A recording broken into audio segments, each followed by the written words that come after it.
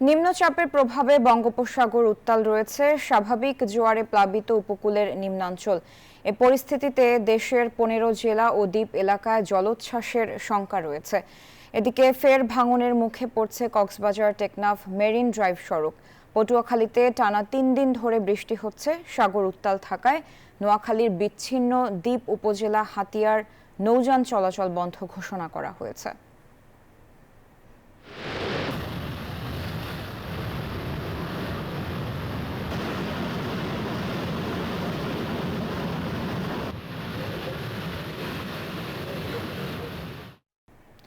আবহাওয়া পরিস্থিতি নিয়ে আরো জানাতে কুয়াকাটা সমুদ্র সৈকত থেকে যুক্ত হচ্ছেন সহকর্মী শিকদার জুবাইর। কুয়াকাটা আবহাওয়া পরিস্থিতির আপডেট জানাবেন আমাদের। সারা গত 2 দিন ধরে কুয়াকাটা সমুদ্র সৈকতে আছড়ে পড়ছে বড় বড় ঢেউ, আর এই ঢেউয়ের তাণ্ডবে কুয়াকাটা সমুদ্র সৈকতের যে মেরিন ড্রাইভ সড়ক রয়েছে সেটি কিন্তু ভাঙনের কবলে পড়েছে। বিভিন্ন জায়গায় কিন্তু এই সড়কটি ভেঙে গেছে। সৈকতের বিভিন্ন স্পট থেকে কিন্তু যে পানি উন্নয়ন বোর্ডের যে বস্তাগুলো দেওয়া ছিল সেগুলো কিন্তু সরে গিয়েছে।